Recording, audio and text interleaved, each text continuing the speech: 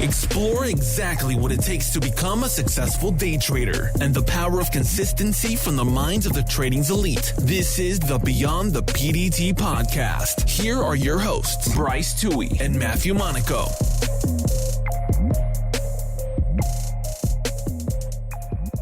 All right, guys, welcome to Beyond the PDT. I'm Bryce, Tuohey. And I'm Matt Monaco, and today our guest is Tyson Muse. Tyson's a day trader from out in Arizona, and he's been doing this for quite a while, but I'm just going to let him introduce himself. So Tyson, take it away. Tell us a little about yourself, how you discovered trading, how long you've been trading, and, just give us a little background so that way the listeners know who you are. I discovered trading when I was younger. My dad was a long-term investor. He invested in big companies, AT&T and stuff, sat on them for 10, 15 years. But as a kid, I always seen him checking the newspaper, because that's how you check the stocks back then. And it always interested me. And then when I was about 14, 15, I watched the movie Boiler Room. Most people That's a classic. Yeah, exactly. That's a classic. Most people say The Wolf of Wall Street is what got them excited. Well, you go back to one of the Vin Diesel's original movies was The Boiler Room. So, there was cars, there was women, there was a lot of money, and that's what attracted me. Nice. Yeah. So, I started trading when I was younger, around 17, 18. I learned how to do long-term investments. I didn't take it real serious until about 5-6 years ago. And that's when I really dug deep. I studied under a couple well-known traders and learned their techniques and kind of came up with my own. Yeah, that's awesome. So, we've talked about this before a couple times. When you started trading, you had some impactful people, as you mentioned, who have kind of helped you along the way. One that I found particularly interesting, you actually mentioned he lost $1 million back in 2008, and I think it was one day or it was one trade or something like that. And I was just curious, how that affected, your trading style. Did it scare you a little bit when you were starting trading? Because if I recall, you were pretty young when that happened, and I was just wondering how that helped shape your trading career so far. Well, yes. So about 10 years ago, when I first started kind of getting into it, a guy named Gary Gordon, he lives out here in Arizona. He traded options, and, I was wowed by options just like everyone else is, because you can make, 300 times in one day. And I remember waking up, my normal routine, going over to his house, learning, and in 2008 watching the stock market crash, and he pretty much lost $1 million. So at that young of an age, I was 22, 23. Options, that's when I decided I don't want to be an options trader. Yeah, there's huge risk and huge rewards, but that blew my mind to see someone lose over $1 million that quick. Yeah, that's terrifying. And obviously you started, you strayed away from options for quite some time because of that. But when you were going over to his house and shadowing him and stuff, were you trading yourself at that time? I was just observing because, there's a lot of strategies in options. There's all kinds of different styles of plays. Anytime you start trading, you want to make sure that you have that strategy 100% completely understood. And that's what, I was trying to understand. I was working with him for about 6 months when this all happened. And so I was like, yeah, I'm going to step away from options. I think that was I went down a very similar path, except I didn't have anyone I was even watching. I just was like, I'm going to try to go into options, and I had no strategy. So I can't imagine. I lost a decent amount of money doing the same or trading those without a strategy. So I can't imagine. Yeah. And options, I think, is a lot of people see the big gains from options and stuff. Yeah. And, you're promised a lot of things. Like if you only have $500, there is a chance out there. It's pretty small, but there is a chance you can make, astronomical gains. You can 10 times your account in a single day. And I think that, it's a lot like gambling at that point, where real day trading is not so much gambling. And the possibility of making that much money draws a ton of people in, but they don't fully understand the risk. Yeah, and I think especially when you first start to do that, not as much when you understand risk reward a little better, when you understand why you're making the trades you're trading. But when you're first starting out, it's like, wow, I can make this much money on such a little investment. It's what kind of got me. I have a good friend. Matter of fact, I met him through Roland Wolf. Last year alone, this mutual friend lost over $100,000. And so he said he was done trading options. Well, he ended up taking $5,000, throwing it back into his account in January. He ran it up to $21,000. Then I talked to him a week later, and he was back to $1,500 in his account. That's insane. Yeah, I know. I mean, I dabbled in options a little bit, but I was, never more than like a $500 position, just because my whole mindset when I was going into these things was whatever money I'm going to put in, like I'm just going to lose it all. That's kind of how I was using my risk. So if I was going to put in $500, like I was fully expecting to lose that $500 because it doesn't take much for an option to go to zero. Correct. I mean, you can literally be in a position and get no volume, and then all of a sudden it expires in a couple days or in a couple weeks, and you're pretty much screwed. There's no selling when there's no volume in an option. And and here's the thing: there's a lot of people who have made a ton of money. I know a lot of people follow Guy Gentle, who he makes a shit ton of money, but if you also look at his P&L, he also takes some massive losses. Huge losses. Yeah, I mean, we both follow him on Twitter, and I mean, you go through his realized profits for the day, and he'll have like a $75,000 lost, or a couple of $15,000 losses, and he'll be like, "Oh, small win, made $20,000," but like throughout the whole day, he just took some insane losses to get there, and I mean, that's pretty scary. And then he has one play that covers all of his losses, and he makes $10,000. Exactly. Yeah. Pretty consistently. Actually, today, I think he made like $300,000 or something. Just absolutely insane. Yeah, but if you look also, he had, I think there was 10 trades or something, and he had one trade that literally offset all those losses. Yeah, and that's how it is. In terms of what I've noticed, that's how most of his big days are. Is he had one massive trade that offset a decent amount of pretty decent sized losses. Obviously, you turned away from options at that point. So then from there, take us through your journey. Like, how did you begin? Did you blow up any accounts along the way? I mean, I've blown up an account or two. Bryce has managed to blow up, I think, one maybe. Yeah, I think I only blew up one, but I blew up two. Yeah. So did that happen? And what size account did you start with? And how long did it take for you to become consistent? I blew up my account a few times. I think every trader, when you first start trading, you get fear of missing out. You're inexperienced. You see on social media, this stock's running, and you want to jump into it because it looks like it's going and it's going to continue higher. But what you don't realize is due to inexperience, the stock's up 30, 40%, up, a buck or two. You jump in, and next thing you know, you're the bag holder. So yes, I did blow up a few accounts.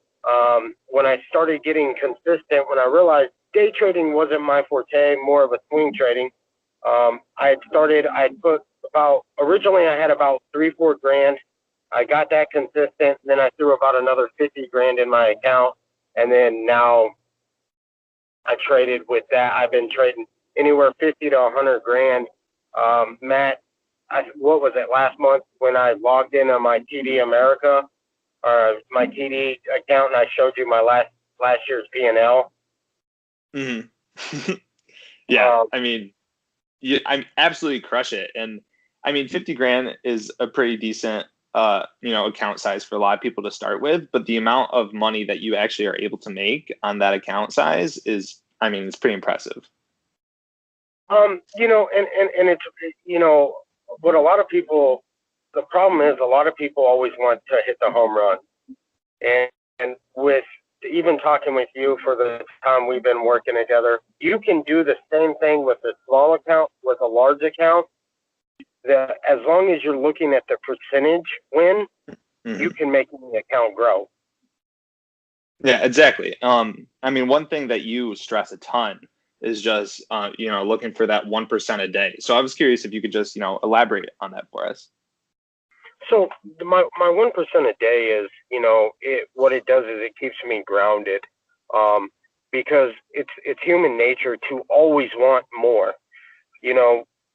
Most people have played sports, they've played baseball, and when you get up to bat, of course we all want to hit home runs every time we get up to bat. But Cal Ripken Jr. got in the Hall of Fame in singles. Over the course of a month, it could be 22% if I hit 1% every day. There's going to be days where you make 6, 7, 8% in that day. But over the course of the year, your account is going to be up over 200% by just making 1% a day. And 1% a day is more than any bank will ever give you with your money in savings. Yeah, I mean, absolutely. 1% a year would probably be better than that. Yeah, I actually sat down and did the math at one point, and 1%, compounded basically every, trading day. So like 252 days a year, or, whatever that is for that year, your account will actually basically, it'll more than 10 times in that year, just from those small gains that add up. And I mean, the 1% when you're first starting out isn't going to be huge, but when you get towards the end of the year and your account's consistently compounded 1% a year over and over again, like those gains end up being pretty massive. Well, and I was actually talking to Matt about this earlier today too. And when you do have a win that maybe is bigger than 1% of your account, it makes it a lot easier, in my opinion, to kind of avoid getting that FOMO. It's reason not to force a trade. That you're already up more than you really need to be. So wait for the better setup to come along. Exactly. Deep down inside, you should always wait for the best setup, but it also calms your nerves that you've hit your goal of 1%. It's not something that's out of the roof. You're not getting up to bat to hit a home run every time because you've already, your on base percentage is up there. And if you can make 1% on a $2,000 account, by the end of the year, you're going to be above PDT. And what people don't understand is that 1%, if you can take a $2,000 account and turn it into a $20,000 account, you can take a $50,000 account and turn it into a $150,000, $200,000 account. It's just repeating the process, just a little bit larger size now. Yeah, exactly. And I mean, my stance on this is, I still have a pretty small account, but when you're first starting out, or even where I am, I've been trading for 2.5, almost 3 years, until that consistency is really nailed down and you're consistently making, that 1% a day, even if, like you said, it's on a $2,000 account. At that point, when you're consistent for like a months at a time, you can then, like what you did was throw that $50,000 in the account. And then that way you just did the same process over again with slightly larger size to continue to get that 1% a day. Exactly, because you figure 50K on 1% account is $500 a day, which is nothing, but is actually $10,000 a month. So in 5 months, you've doubled your account. Yeah, exactly. And I mean, 500 days insane. Still. Yeah, that's 100K a year. I mean, that's a great job. Yeah. So obviously you started below the PDT when you first got started with that $3 or $4 grand to gain some consistency. When you put that 50 grand in, were you just looking to avoid the PDT rule, or were you just looking to, once you found that consistency and you had some confidence, were you then looking to just, start making some meaningful gains at that point? When I put the 50 grand in that account, I had already taken my $2,000 account and took it over $10,000. And I had knew that I can do this now. All I have to do is repeat what I did from 2,000 to 10,000. And, my first trade was a little bit nervous because I took a larger size, probably too big of size, because I was like, holy shit, I got 50,000 I can trade with now. And I remember my first trade, I lost $2,200 with my large account. And I had a little doubt, but, you got to always review your trade. And I reviewed it and I said, you know what, Tyson, you're trying to hit the home run. Your risk reward was a little bit too high. You just need to humble yourself. And the next day, I took a reasonable risk and ended up making that 2,200 back and made 5-6% that next day. So I was like, awesome. Now we're back. So were you kind of following that 1% rule back then, or was that something that you developed over the course of your trading career? Originally, when I was going to college, I wanted to be a CPA. So numbers are very big to me. So I, compound interest is huge, and I knew, okay, with 1% on any small account, I could double or triple my account. So I've always stuck to the 1% where I didn't, it made sure I didn't get greedy, and it kept me humble. That's awesome. Yeah, no, that's great. I think that's something that's important for a lot of newer people to hear, because I know, especially when I kind of first got into this, all I heard were these stories about people who would take $1,000 account or a $2,000 account and they'd have it over $25,000 in the course of like a month or two, and it just shows that being slow or staying slow and consistent will still get you there in a lot safer manner.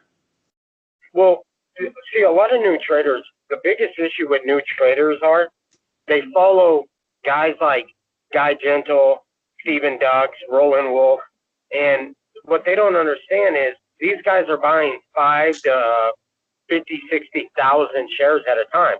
So when they post a $2,000, $3,000, $4,000, $5,000 profit day, they might have only made 1 or 2% on that position, but it came out to that number. So when new traders, they might be up 3, 4, 5, 6%, but they're sitting in that stock saying, "Oh, it's going to go higher. It's going to go higher."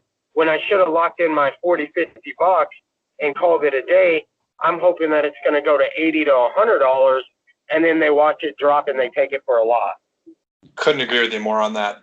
I mean, that's, again, that kind of hit home for when I first started trading. It was the same exact story.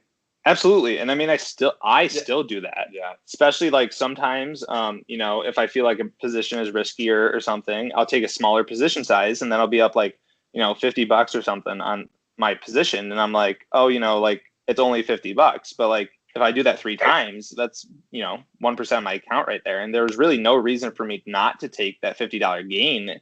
When you're looking at the chart, it was a good spot to take profits. It's just, mentally, it's just you're comparing yourself to, as you said, Roland, Dux, and Guy, and like you're like $50 is nothing. Like why would I take profits here? And that's a mental thing I think a lot of people struggle with, and I mean I still struggle with. Agree 100%. Yeah. So I mean, I know you go out of your way and you help a lot of new people. You've helped me a lot, and just get their stance and be able to start becoming consistently profitable through day trading.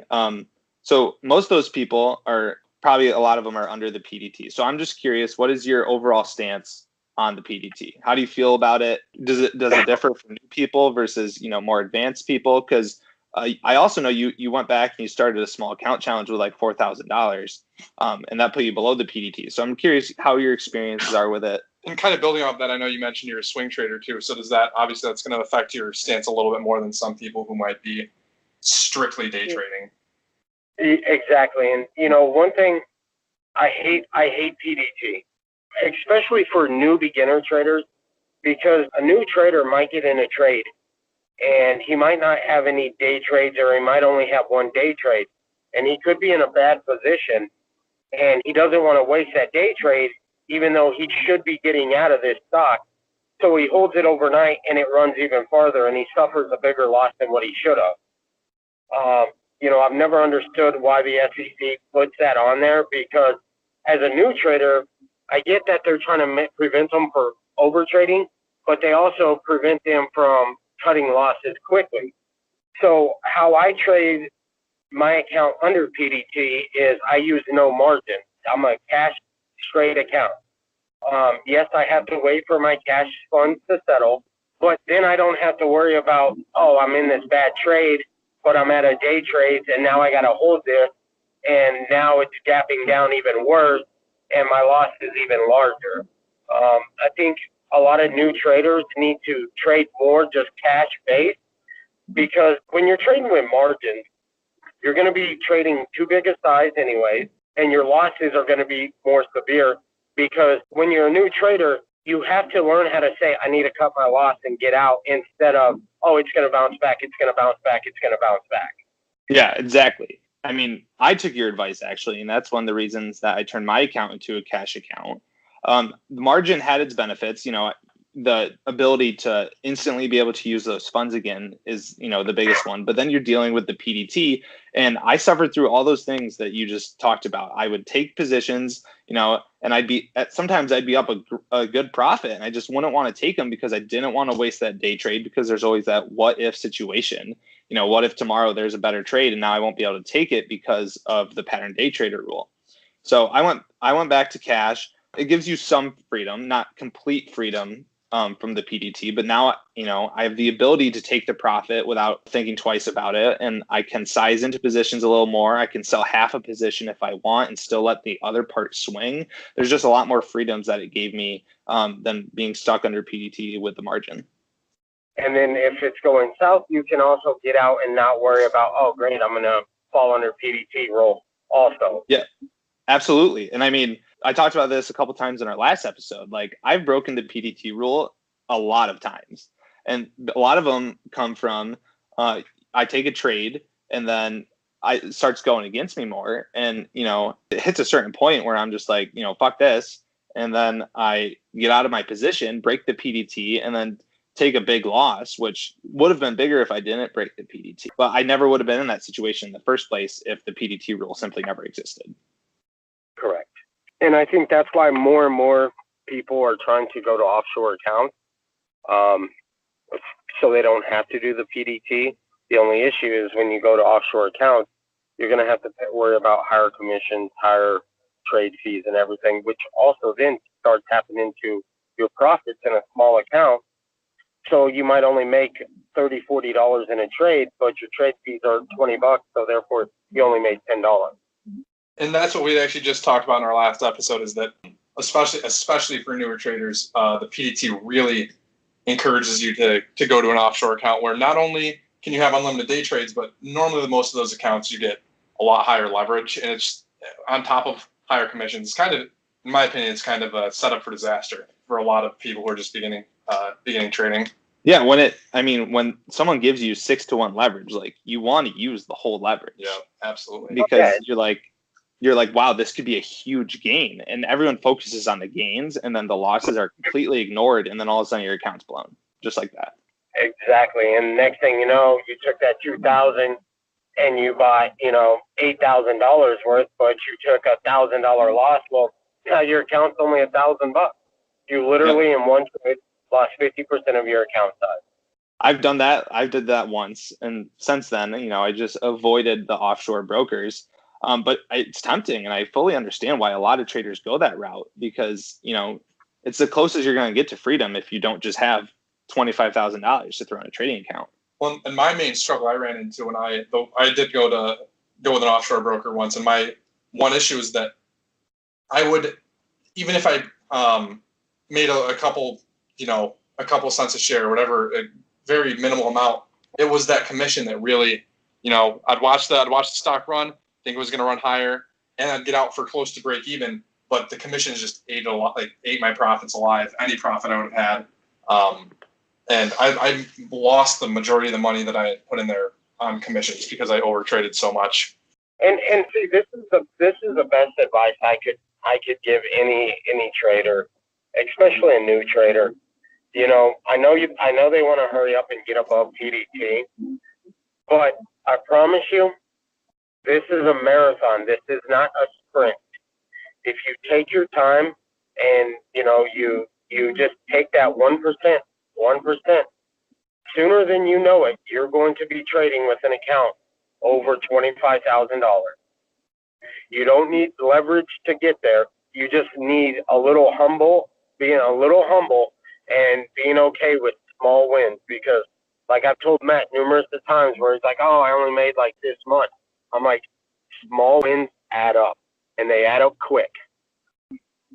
Yeah, exactly. And then, without even trying every now and then too, you might get that home run. You're shooting for a single, you were swinging for your single, and then it just ended up, everything worked in your favor. And I'm not saying it's going to happen all the time, but that one home run trade, your account just jumps leaps and bounds. And it's a great feeling when it does happen every now and then. But something that I struggled with is you just can't expect that every day. You got to go back to that same mentality, singles over and over again, and let them build up. And every now and then, I mean, you'll get lucky. And I don't think you're the only one that struggled with that. I'm not sure. I know that every new trader is always telling themselves, like, small wins do add up, and then they never follow that. They're just waiting for the home run every time. And that's discipline. And that's the hardest thing to teach. Yeah. I mean, everyone ends up being their worst enemy. I mean, trading is a game against yourself more than it is anything else. 100% agree on that. So Tyson, at what point did you know that trading was for you? That's what you want to do, is trade, be a trader. Trading, to me, I seen it as another income. It was another way to make money. I'm very money motivated, and so it was a numbers game. If you do the research and practice it, it's like any sport or playing an instrument. As you practice it, and the more you do it, the more repetition, the easier it becomes. The only difference is it's life-changing. Yeah. And right now you still actually have a full-time job, just so everyone knows. But do you ever see yourself going full-time in the future, or maybe retiring early? Because obviously, I mean, you're pulling in a lot of money right now. You're a successful day trader. You've got a great job. So yeah, I'm curious what your thoughts are on that. I did full-time for a little while. I sent my wife through nursing school. Then we ended up having our first son, and I always wanted to give her the option of staying home and pretty much raising our kid instead of a nanny or daycare or something. So that's when I decided, I'm going to keep working because I enjoy what I do. I mean, Matt, you see some of the cars and stuff I get to drive. I'm a fixed op. I'm a fixed ops director at a luxury car dealership. So I mean, I'm a typical little kid in a car store where I've driven Lamborghinis, Maseratis. I sent you the video. I think I was driving a Ferrari, an R8. So the cool part is I'm in an awesome work environment. I think maybe once my boys get older, then I'll probably, become that dad that takes them to school, drops them off, does all the activities. And that's going to probably be when I say, you know what, it's time to be home a little bit more with my kids. And that's when I'll switch to a full-time trader again. Yeah, that's awesome, man.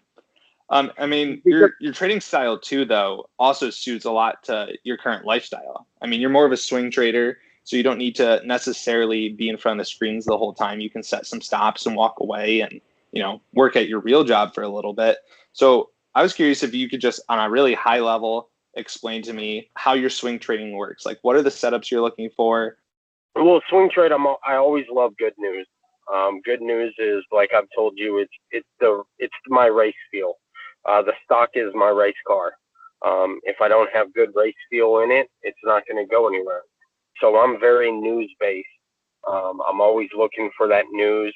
I want to make sure that there's good earnings, good FDA approvals, some type of good news on it. That's the first thing I look for. And then I'm looking at the 12-month daily chart and then the intraday daily chart. And that's going to tell me where my entry is, where's my stop loss and everything is. And then I can set, if it hits this number, it sells so much. If it pulls back, it gets me out of it. And I take my small calculated loss that I've calculated. Yeah. And something very important to you also, though, is, not chasing the news necessarily on the first day that it occurs. I mean, every trade, every ticker is unique, but a lot of the times some of these stocks will come out and they'll gap up like 100, 200%. And if you're just going to go out there and chase the news like that, you're going to get caught and you're going to get stopped in on that pullback, which is then the entry that you would be looking for to get in and then sell back up as it recovers from all the people who are just selling the news. Correct. So, typically if you get a stock that's got great news, all the day traders are on it. And what they're going to do is they're going to drive that stock up through the roof. Well, then you're going to have your shorters come in and they're going to attack it. And then the next day, a couple days go by, they're going to forget about that stock. It's going to settle down and fall back into a swing trade where now you're going to see that gradual climb, what we're looking for.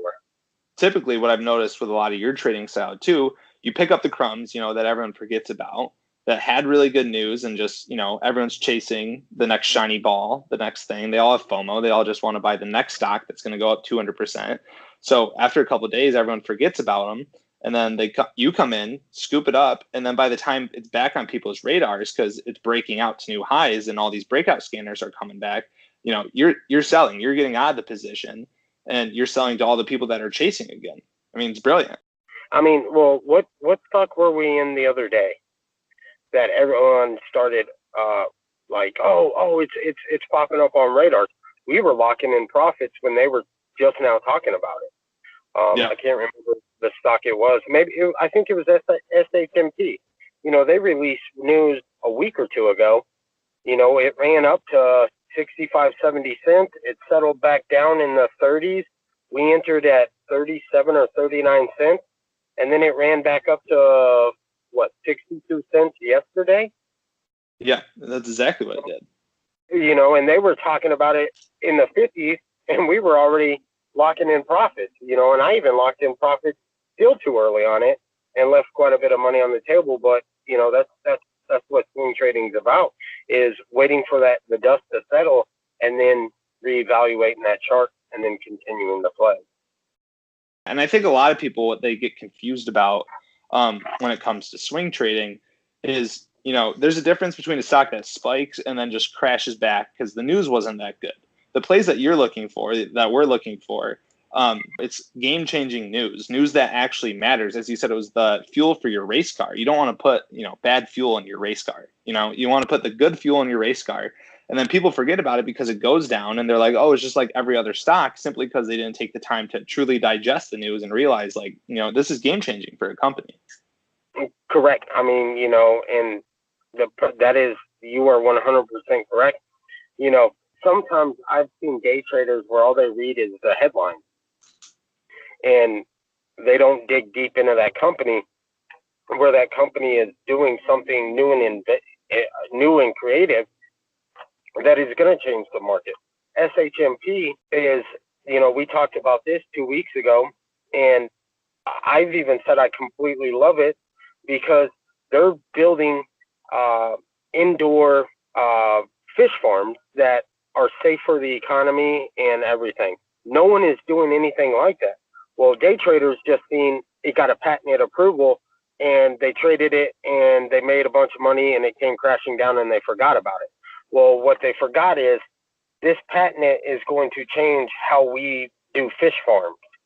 That's the SHMP example, but it happens over and over again. I remember very distinctly UXIN. They had a partnership. I think it was either in December of 2018 or early January 2019 with Alibaba. It was something with their online card sales, I believe. I could be wrong on that.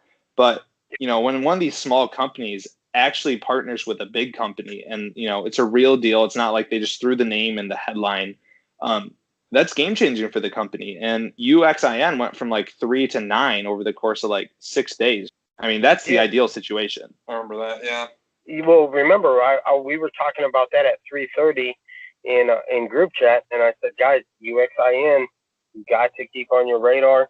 It's right here at our support level. This is our entry, and a ton of guys made a lot of money off of it in a couple days, and it was stress free. Yeah, I mean, that play particularly was kind of a light bulb moment for me. Because in the morning, all the typical chat rooms were out there. Everyone on Twitter was pumping this news because it was good news. No one truly understood the news, but it was good news. It went up to 450 the first day and then pulled all the way back down to the 370s or something that first day. And everyone thought it was done. Everyone forgot about it. And then the next day, it grinded back up. It was through 450. And then, the rest is history. It hit $9 on that really good news. It just took a little while. Yeah, exactly. And a lot of the times, like you said in your example, you got to wait for all the day traders to get out, forget about it. You give shorts their chance to short, and then swing trading, especially your style of swing trading, is kind of third in line. And then you hop in and you scoop up what everyone already forgot about. Mm-hmm. So besides the 1% rule and aiming for singles, Are there any other trading philosophies that have helped you become successful over the years, or any rules that kind of keep you grounded? The big thing is knowing that trading is it's a marathon. You're in this for a long time, so don't expect the instant gratification, because you're not going to make $1 million unless you have a large account. Stay humble. I'm trying to think of the book I read, and it's always talked about, and it talks about the psychology, and a lot of it is you got to stay humble and you got to stay grounded and be happy with your small wins. Absolutely. Now, do you have any tips for beginners? If I'm a new trader with $2,000 or $3,000, what would you recommend that I do with that? Or would that advice change a little bit for someone who does have a little bit more experience, not necessarily a consistent trader, but maybe has been trading for a year or two? For new traders, especially, I know everyone wants to get in and start trading and making a lot of money. Simulated trading is huge, but you can do it the wrong way. You get people where you see online, they're simulated trading with like $300,000. Well, you're not going to start trading with $300,000. You need to practice with that $2,000 and get the consistency. And the consistency is taking small profits and stuff. And then when you get into live trading, you're going to have to then, the psychology comes into play, that you got to be humble and take that small win, because $1 green is better than any dollar red. Absolutely. And I struggled with that a lot when I first started trading. And I started off paper trading with, I think I gave myself $3,000 or $4,000, and I would, I'd take the small wins, or I'd take the right plays. And as soon as I started trading with real money, it was, this isn't enough money. This isn't enough money. Even though I had spent the past month or two working on exactly doing that, the discipline just wasn't there. And discipline, I struggled with it. Every trader I've ever met has struggled with it. But you're not going to be successful if you don't have the discipline. And also invest into yourself. And when I say invest, find a mentor that fits your style and learn. Don't rush the process, because you're not going to figure this out on your own. I think that's good advice. I couldn't agree more. I think it's important to have someone to learn from, even if that's going to come at a price. That's going to come at a price. Yeah. So if you had that $2,000, would you recommend, like, completely new trader here? Like, I just saw some YouTube video on trading. I'm like, I'm going to give this a try. I only have $2,000. Would you recommend, it sounds like you'd recommend me putting maybe half of it in a trading account and then maybe signing up for some service out there to get some experience? Or are you kind of against the services and you just would you recommend going on Twitter and trying to find someone who just will talk to you so that way you can gain some experience? I mean, free is always good. The problem is everyone out there in Twitter is a trader. They all, everyone knows everything. But there's always someone out there that knows something, how to do it a little bit better. And it might come with a price.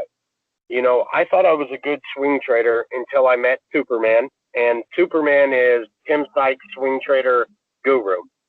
And I invested the money to learn from him for a year. And he taught me how to break down SEC filings better than what I already thought I knew. So that actually gave me a little bit better edge to become a better trader. The more you invest in yourself, the more you're going to make back. It takes money to make money. If you're not willing to invest in yourself, then you're going to be gambling. Yeah. And I think a common mistake that a lot of people make, and I mean, I almost made it myself too, is, you start getting consistently profitable. Maybe you have one or two trades where you made some good money, and then you think you know everything. And that's just not the truth at all. There's always more to learn.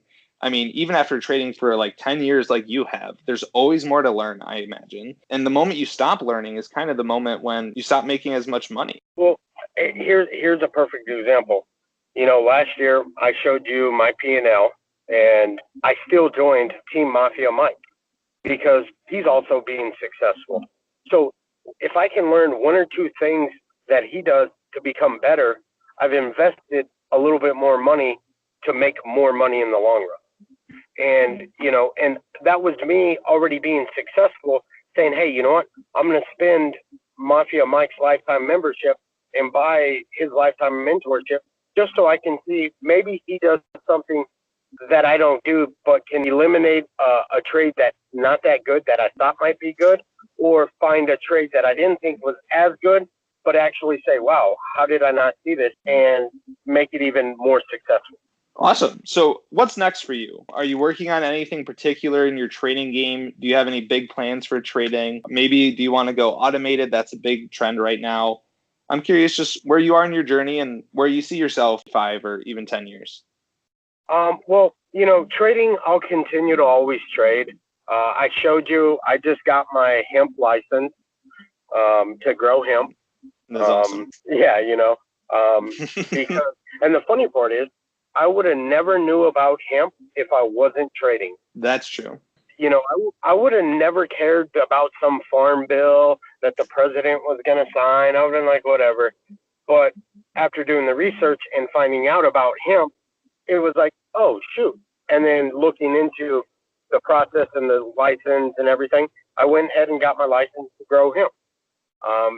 So it was like awesome. Yeah, I mean, that's pretty cool. I'm curious, what are you growing your hemp for? Is it more like CBD strains, or like what exactly are you going to go with that business? Well, right now we put our first plants in the ground at the beginning of this month. We planted 5 acres. We're going to do a pre-sale to a processor. We're in the negotiations of that. And we're first just getting our feet wet, getting some revenues coming in to then start exploring, is the CBD oil the more successful way to go, or is it going more towards selling for the stocks and the processing and the distribution of the weight? Gotcha. Interesting. Yeah, I mean, that's cool. And I also love, for you especially, trading, isn't the only thing you do. It's not your full-time income. You have many streams of income, and it always looks like you're exploring more. I mean, I think that's a great lesson that everyone should take no matter where they are in life. Look for another stream of income, even if it's like $100 a month. Over time, that adds up a lot. And I mean, a famous quote is, and I don't have any true facts to back it up, is just the average millionaire has 7 streams of income. That makes a ton of sense. If you're making even $500 a month on 7 different ways, that's awesome. Warren Buffett, big fan of Warren Buffett. He always says you need to be wealthy. You need to have 7 streams of income.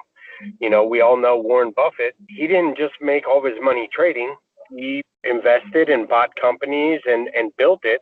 And investing just gave him another stream of avenue where he could take that money and turn it into more money, more residual income. Mafia Mike, that's one reason I wanted to join him. Look at all the things he does. He has rental properties. He has Shopify. He has his trading mentor. He trades, and, he does some other things that, he doesn't tell people.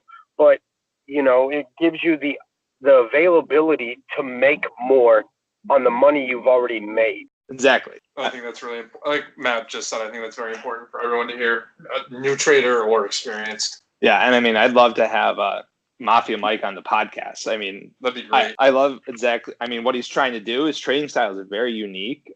Extreme. That's where I got. That's actually where I got started. The scalpy mindset intrigued me a lot. Yeah, and he brings in a lot of the newer traders, and he tries to help them out, not only with trading, but like he's got his drop shipping going on too, and he's trying to teach people that, just so that way more people can become financially free and financially independent. And I just love the philosophy, and I love people who are willing to go out of their way to try to help others. Exactly.